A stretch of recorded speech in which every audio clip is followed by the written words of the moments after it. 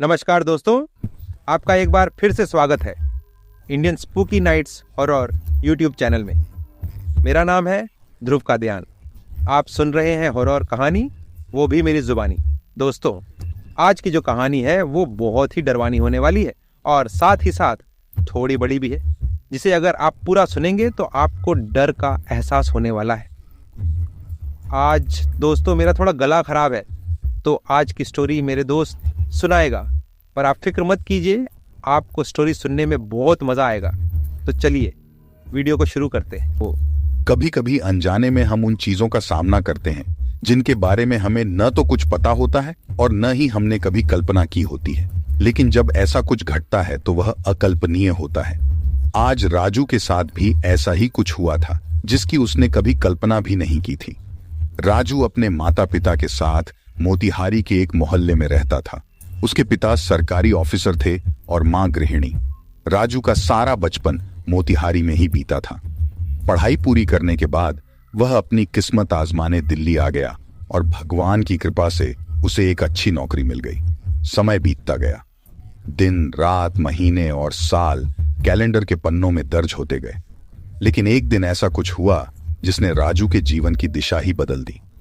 राजू हर रोज की तरह आज भी ऑफिस से आकर बालकनी में बैठा चाय की चुस्कियां ले रहा था।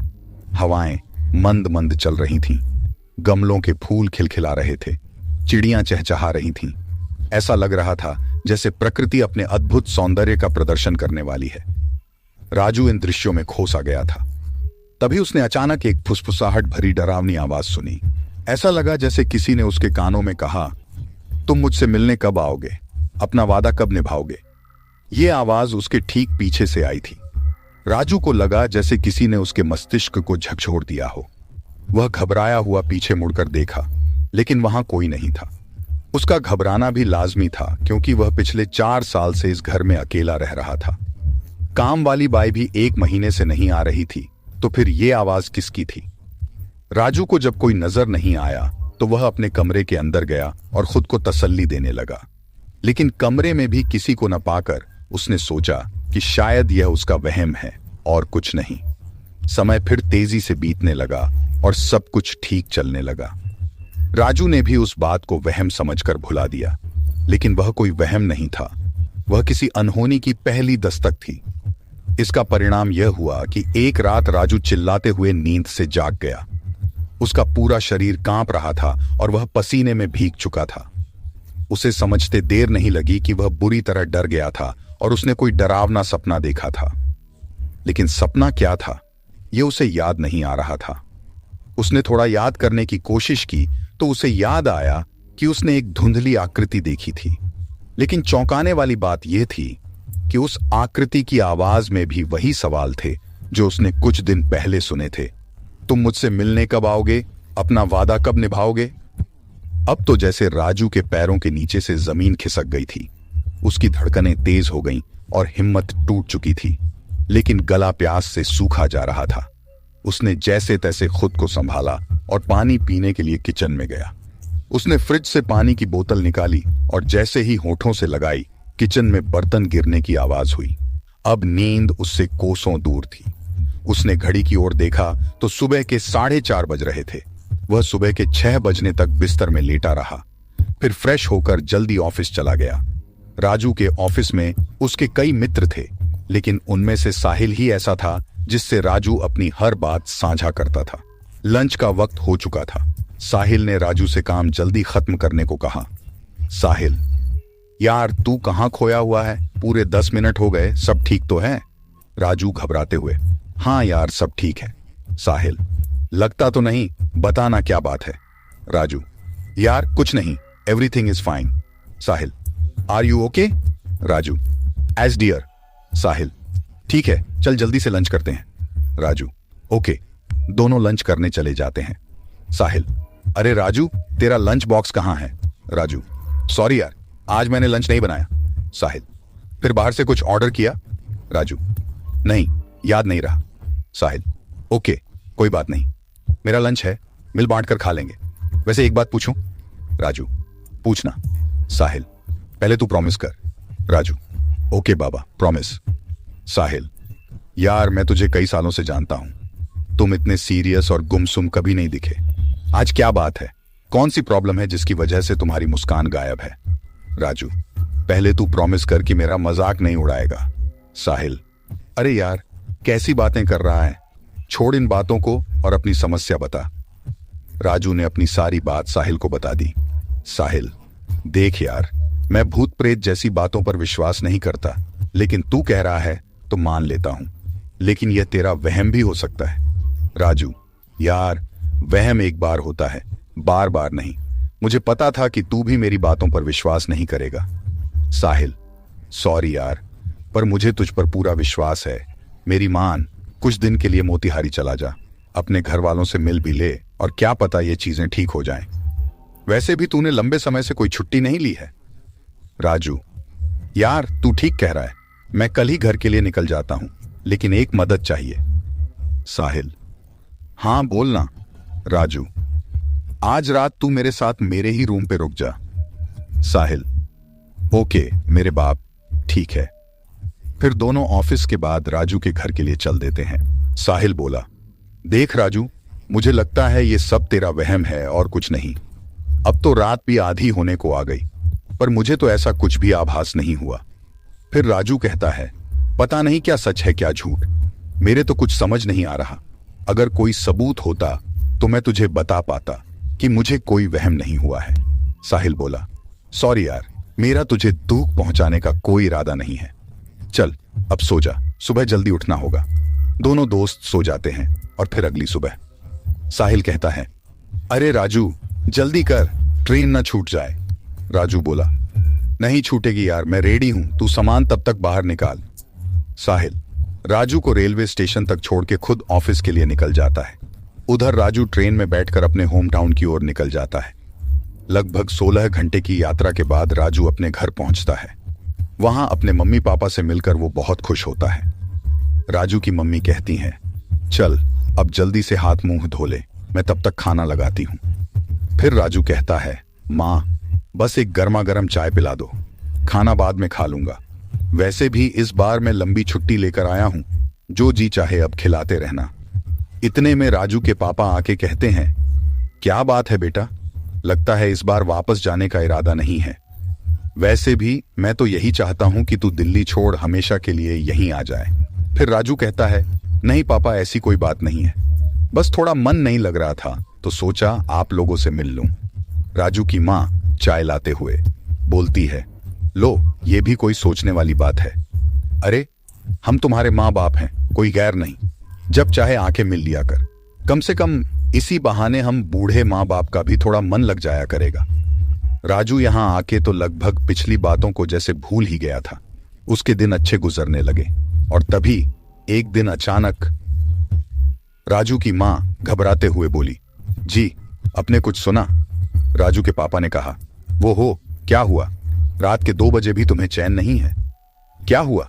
राजू की माँ बोली, जी आपको कोई आवाज नहीं आ रही?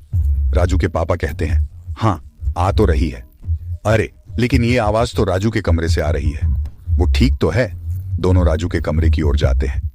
राजू नींद में बड़बड़ाता हुआ, तुम कौन हो? मेरे पीछे क्यों पड़ी हो? मैंने तुम्हारा क्या बिगाड़ा है? राजू की माँ घबराते हुए राजू को जगाती है। राजू उठ बेटा, क्या हुआ? ये क्या अनाप शनाप बके जा रहा है तू? उठना। अरे सुनिए, ये क्या बक रहा है? तभी राजू घबराते हुए उठता है। उसका शरीर पसीने से पूरी तरह लथपथ था। वो बहुत ज्यादा डरा हुआ था। उसकी आवाज जैसे गले में ही अटक गई थी। राजू के पापा जल्दी से एक पानी का गिलास लाते हुए, ले बेटा पहले ये पानी पी ले। राजू कहता है, थैंक यू पापा। राजू के पापा बोलते हैं, बेटा क्या हुआ था तेरे साथ? तू इतना डरा हुआ क्यों है और किससे कह रहा था कि मुझे छोड़ दो? राजू नहीं चाहता था कि उसके मम्मी पापा परेशान हों, अतः उसने बोला कि कुछ नहीं पापा, लगता है मैंने कोई बुरा सपना देख लिया है, प्लीज अब आप लोग जाके सो जाओ। राजू के मम्मी पापा सोने चले जाते हैं, पर राजू अभी भी जाग रहा था। वह बेचैन था। वह खुद से बातें कर रहा था कि समझ नहीं आता ये मेरे साथ क्या हो रहा है। दिल्ली में तो ऐसी घटनाएं मेरे साथ तो जैसे आम बात थी, पर अब यहां भी पता नहीं ऊपर वाला क्या चाहता है।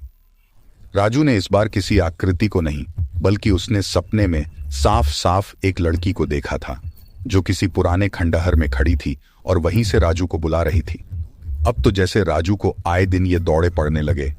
राजू के माँ बाप बहुत घबरा गए थे, पर उनके समझ नहीं आ रहा था कि आखिर वो करें भी तो क्या। उधर राजू हर बार अपने माँ बाप को एक बुरा सपना बताकर उनके बातों को टाल जाता, पर राजू को लगता था कि सपने वाले खंडहर को उसने कहीं देखा था, लेकिन कहाँ उसे याद ना आ रहा था। दिमाग पे बहुत जोर लगाने के बाद उसे याद आया कि वो खंडहर कहीं और नहीं बल्कि उसके अपने शहर में ही था। लेकिन तसल्ली के लिए एक बार वह उस खंडहर को जाके देखना चाहता था। अतः उसने मन में निश्चय किया कि कल ही वो उस खंडहर को देखने जाएगा।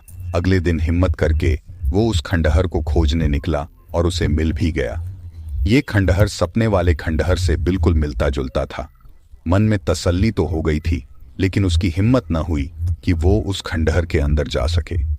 अतः वो घर की ओर लौटने लगा। तभी पीछे से एक लड़की की आवाज आई कि तुम आ गए, मुझे पूरा विश्वास था कि तुम जरूर आओगे। राजू के जैसे पूरे बदन पे सांप रेंग गया हो। पीछे मुड़कर देखना तो दूर, वो इतना डर गया था कि अपने पैरों की चप्पल वहीं फेंक के तेज कदमों से वहां से घर को भाग आया। राजू के मम्मी पापा उसके चेहरे पे साफ साफ परेशानी के बादल देख पा रहे थे, पर बेटे के जिद के आगे वो मजबूर थे। राजू की माँ बोली, राजू कल तेरे मामा जी के यहाँ शादी में चलना है, तैयार रहना, हम सबको जाना है।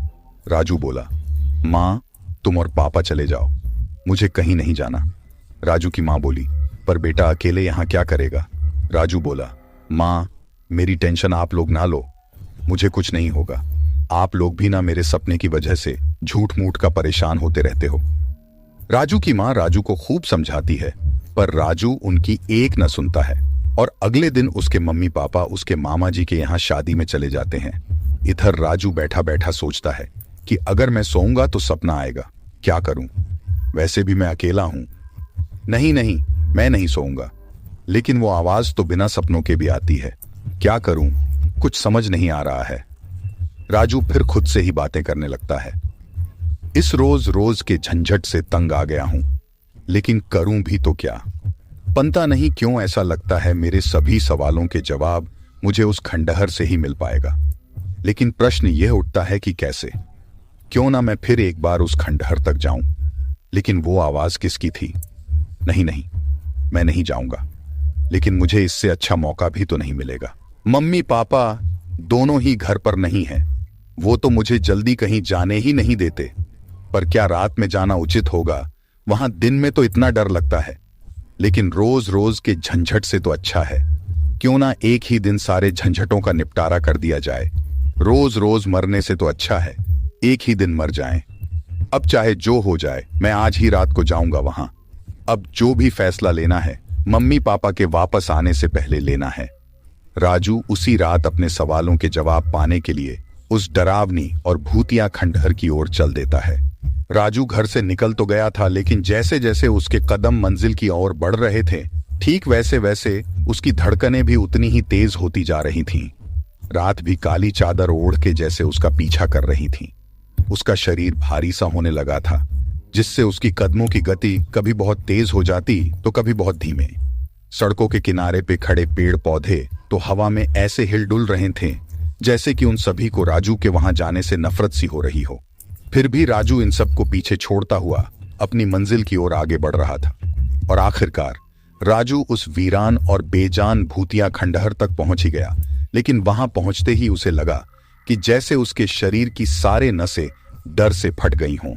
कुछ देर तो वो दूर से ही सहमा हुआ उस खंडहर को निहारता रहा, फिर एक दृढ़ निश्चय के साथ आगे बढ़ा। रात के अंधेरे और सन्नाटे में पूरा का पूरा खंडहर बहुत डरावना और भयानक दिख रहा था। राजू खंडहर के मुख्य दरवाजे से अब अंदर जा चुका था।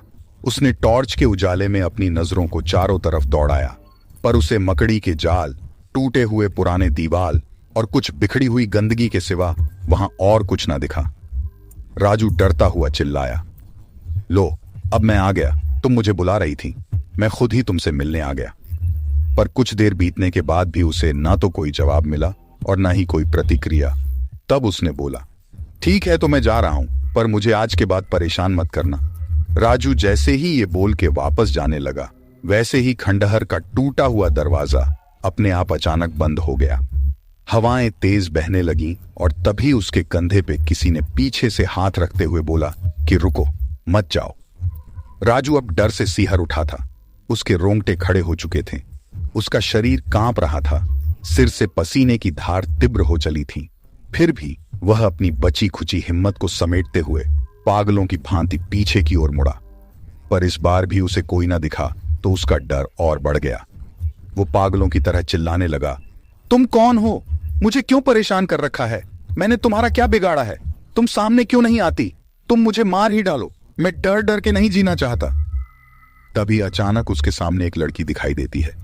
ये वही लड़की थी जिसे कुछ दिनों पहले राजू ने अपने सपने में देखा था। उसे देखते ही राजू बेहोश हो जाता है। एक बार फिर खंडहर सन्नाटों से भर जाता है। कुछ देर बाद राजू बेहोशी की हालत में ही उस लड़की से पूछता है कि तुम कौन हो और मुझसे क्या चाहती हो? लड़की अपना परिचय देते हुए कहती है कि मैं मरियम हूं और तुमने मुझसे कुछ वादा किए था। शायद तुम उन्हें भूल चुके हो, इसलिए मैं उन्हें तुम्हें याद दिलाना चाहती थी। मैंने तुम्हें कभी डरवाया नहीं है, मैं तो तुमसे अपनी बात कहना चाहती थी। राजू बोला, पर मैंने तो तुमसे कोई वायदा नहीं किया है और ना ही मैं तुम्हें जानता हूं। फिर तुम कौन से वायदे की बात कर रही हो? मरियम कहता है, तुम मुझे भूल चुके हो इसलिए ऐसी बातें कह रहे हो।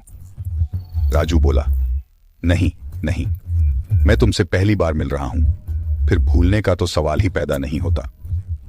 फिर मरियम बोला, याद करो जब हम तुम अच्छे दोस्त हुआ करते थे और तुमने मेरे से कहा था कि तुम मेरी हर इच्छा पूरी करोगे, लेकिन मैंने कहा था कि जब मुझे कोई इच्छा होगी तो मैं तुम्हें जरूर बताऊंगी, और आज जब मैं तुम्हें वही याद दिलाना चाहती हूं तो तुम बोल रहे हो कि मैं तुम्हें परेशान कर रही हूं।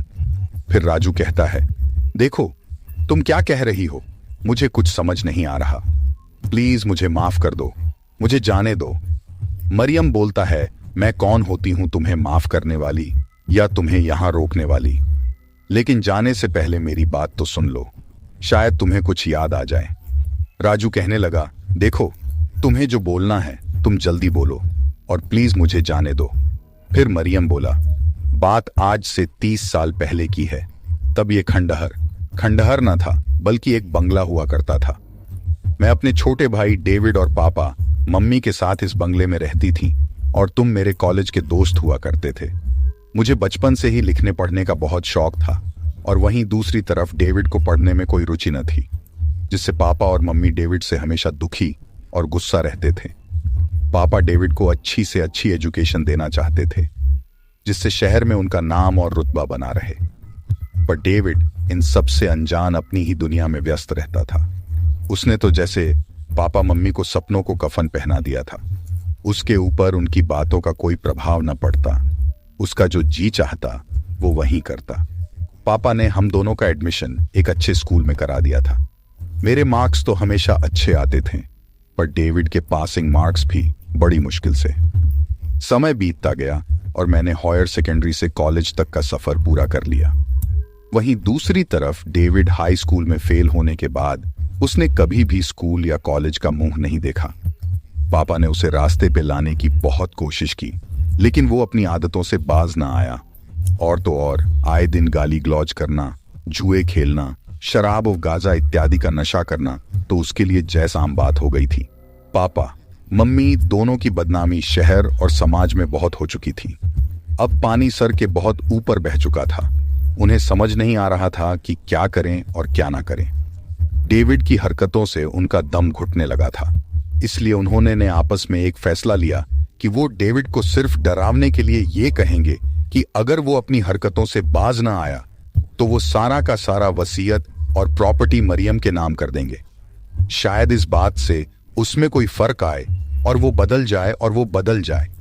बस यही सोचकर पापा ने डेविड के आते ही उससे बोला कि डेविड, मुझे तुमसे कुछ बात करनी है, वो भी अभी और इसी वक्त। डेविड नशे की हालत में हंसते हुए बोला, डैड, ऐसी कौन सी बात है जो आपको अभी और इसी वक्त करनी है? कहीं मां मर तो नहीं गई? डेविड के पिताजी कहने लगे, अरे नालायक, अगर कुछ अच्छा नहीं बोल सकता तो बुरा बुरा भी तो मत बोल। वो भी अपनी माँ के लिए। फिर डेविड बोला, डैड अभी मेरा मूड खराब मत करो, मैं कल बात करूंगा आपसे। डेविड के पिता कहते हैं, डेविड तुम्हारा नाटक बहुत हो चुका, शहर में हमारी बहुत बदनामी हो चुकी है, मुझे कुछ फैसले आज और अभी करने हैं। डेविड, तो फिर बकते क्यों नहीं, जो कहना है जल्दी कहो, मेरा मूड क्यों खराब करते हो। डेविड के पिता बोला, अरे कमबख्त, तुझे इतनी भी तमीज नहीं कि अपने बूढ़े बाप से कैसे बात की जाती है। डेविड ने कहा, जी मैं तो ऐसे ही बात करता हूं, और आपको मेरे बात करने के अंदाज से अगर इतनी ही तकलीफ है तो मुझसे बात ही क्यों करते हो। खामोखा आप अपना और मेरा वक्त बर्बाद कर रहे हो। फिर डेविड के पिता बोले, देखो मुझे तुमसे बात करने का शौक बिल्कुल भी नहीं है, तेरे जैसी नालायक औलाद तो भगवान किसी दुश्मन को भी ना दे। डेविड ने कहा, देखो मैं तुम्हारी बकवास अब तक इसलिए सुन रहा था क्योंकि तुम मेरे बाप हो, वरना कब का तुम्हें लात मार के आगे निकल गया होता। डेविड के पिता कहते हैं, अब मुझे ये एहसास हो गया है कि मेरा और तेरी मां का लिया हुआ फैसला बिल्कुल ही सही है। फिर डेविड कहता है, कौन सा फैसला, कैसा फैसला। देखो मुझे तुम्हारे किसी फैसले से कोई फर्क नहीं पड़ता, फिर भी तुम बकना चाहते हो तो जल्दी बको, मेरा समय बर्बाद मत करो। फिर डेविड के पिता बोलते हैं, हमने ये फैसला किया है कि आज के बाद हमारा तुमसे कोई रिश्ता ना होगा, तुम हमारे लिए अब मर चुके हो, हमारी सारी जायदाद में से तुम्हें एक फुटी कौड़ी भी नहीं मिलेगी। हमने एक नई वसीयत बनवाई है और उसके मुताबिक हमारे सारे जायदाद पे मालिकाना हक सिर्फ और सिर्फ मरियम का होगा, तुम्हारा नहीं। डेविड ताली बजाते हुए हंसता और कहता है, बूढ़े मुझे तुझसे यही उम्मीद थी, लेकिन ये सब करने के लिए तू जिंदा रहेगा तब ना। डेविड के पिता बोल, क्या मतलब है तेरा, तू अपने बाप को मारेगा। डेविड ने कहा, आप तो बहुत समझदार निकले। तभी डेविड आगे बढ़ता है और मेज पे रखी पॉट को उठाकर अपने पिता के सर पे जोर से ना जाने कितनी बार मारता है, जिससे उसके पिता के सर से खून निकलने लगती है। डेविड के पिता खून से लथपथ अपने सर को हाथ से दबाते हुए बोले, तू कभी भी सुख चैन से नहीं रहेगा, मरियम इसका बदला जरूर लेगी। डेविड बोला, जब जिंदा रहेगी तब ना, अब इस पूरे घर में मेरे सिवा कोई जिंदा नहीं रह सकता, इस पूरे प्रॉपर्टी का मालिक मैं हूं, मरियम नहीं। डेविड के पिता जमीन पे गिरते हुए अपनी आखिरी दम लेते हैं। तभी डेविड की मां वहां आ जाती है और यह सब देख स्तब्ध रह जाती है। डेविड की मां जोर जोर से रोते हुए, हाय मैंने तुझ जैसी औलाद को जन्म क्यों दिया, काश तेरे पैदा होते ही तेरा गला घोंट दिया होता तो शायद हमें आज ये दिन ना देखना पड़ता। मैं पुलिस को बुलाऊंगी, ये मत समझना कि ये सब करके तू बच जाएगा। डेविड हंसते हुए बोला, देखो मां, अब तुम्हें जो देखना था तुम देख चुकी, अब मैं नहीं चाहता कि तुम और कुछ देखो। रह गई पुलिस को बुलाकर मुझे पकड़वाने की बात, तो उसकी कोई नौबत ही ना आएगी, क्योंकि उसके लिए अब तुम जिंदा नहीं रहोगी। वैसे भी मैंने पिताजी को वचन दिया कि आपको उनके पास जरूर भेजूंगा। डेविड की मां वहां से भागने की कोशिश करती है, लेकिन डेविड पॉट चलाकर उनके सर पे दे मारता है। उसकी मां बेहोश हो जाती है। फिर डेविड उनकी गला घोंटकर हत्या कर देता है। ये सब सुनने के बाद राजू ने मरियम से पूछा, मरियम तुम्हारे मम्मी पापा को तुम्हारे भाई ने मारा, पर तुम्हें किसने मारा। मरियम बोला, मुझे भी मेरे भाई डेविड ने ही मारा। डेविड के सर पे खून सवार था। वह मम्मी पापा को मारने के बाद मेरे कमरे में आया, तब मैं सो रही थी। उसने मेरे तकिया से मेरा गला घोंटा दिया, जिससे मेरी भी मौत हो गई। राजू उसके बाद क्या हुआ। मरियम बोला, डेविड ने मम्मी पापा और मेरी लाश को इस बंगले के तहखाने की दीवार में चुनवा दिया, और कुछ दिनों बाद उसने एक जाली वसीयत बनवाई और पूरे बंगले को बेचकर चला गया। पर मैं इंसाफ के लिए भटकती रही। इस बंगले में रहने वाले लोग ना तो मेरी बात समझ सके और ना ही मेरी मदद कर सके, पर चारों तरफ इस बात को जरूर फैला दिया कि ये पूरा का पूरा बंगला भूतिया है। समय बीतता गया और ये बंगला एक भयानक भूतिया खंडहर में बदल गया। राजू बोला, तो ये सब मुझे क्यों नहीं याद, और तुमने मुझे ये सब बताने के लिए पहले ही क्यों नहीं बुलाया। मरियम कहता है, क्योंकि हमारे साथ जब ये हादसा हुआ तब तुम भी अपनी कैंसर की बीमारी से हॉस्पिटल में लड़ रहे थे और बाद में तुम्हारी भी मौत हो गई थी। फिर राजू बोला, वो तो ये मेरा दूसरा जन्म है। मरियम ने कहा, हाँ। राजू बोला, तुम मुझसे क्या चाहती हो। मरियम, हाँ, इंसाफ। मैं चाहती हूं कि तुम मुझे इंसाफ दिलाओ। राजू ने कहा, लेकिन वो कैसे संभव है? मरियम बोला, संभव है, बिल्कुल संभव है। इस बंगले के तहखाने की दीवार में हम तीनों के मृत शरीर के अवशेष सबूत के रूप में आज भी मौजूद है। आजकल डेविड दूसरे शहर में रहता है, वहां तक पहुंचने में मैं तुम्हें मदद करूंगी। राजू ने वैसा ही किया जैसा उसे मरियम ने कहा। उसने पुलिस को बुलवाकर तहखाने की खुदाई करवाई। तहखाने से 3 लोगों के शरीर के कंकाल मिले। फिर पुलिस की मदद से डेविड को पकड़ा गया और फिर कोर्ट ने इंसाफ किया। डेविड की बची खुची जिंदगी अब सलाखों के पीछे बस यह सोचने में कट रही है कि इंसान चाहे कुछ भी कर ले, वो अपने किए हुए कर्मों से अपना पीछा कभी नहीं छुड़ा सकता है। वहीं राजू अपनी एक अच्छी दोस्त से फिर से बिछड़ चुका था, क्योंकि मरियम को उस भूतिया खंडर से अब मुक्त हो चुकी थी। राजू के दिन फिर से पटरी पर लौट आई थी और वह वापस दिल्ली भी लौट चुका था। तभी अचानक एक दिन जब वो बालकनी में बैठा चाय का आनंद ले रहा था, तभी फिर से उसके कानों में आवाज आई कि तुम कब आओगे? अपना किया हुआ वायदा कब निभाओगे? राजू ने पलट कर देखा तो वहां मरियम खड़ी थी। उसकी आंखें आंसुओं से भरी हुई थीं। राजू बोला, मरियम तुम? मरियम बोली, हाँ मैं तुम्हें अलविदा कहने आई थी। एक बार तुमसे मिलकर तुम्हारा शुक्रिया अदा करने आई थी। राजू, तुम भी मुझे बहुत याद आओगी। तभी मरियम हमेशा हमेशा के लिए उसकी आंखों से ओझल हो जाती है। तो दोस्तों, ये थी हमारी आज की कहानी आपको कैसी लगी कमेंट बॉक्स में कमेंट करके ज़रूर बताना। फिलहाल चलता हूँ। बस आप अपना और अपने परिवार का ख्याल रखें, और अगर अभी तक भी चैनल को सब्सक्राइब नहीं किया है तो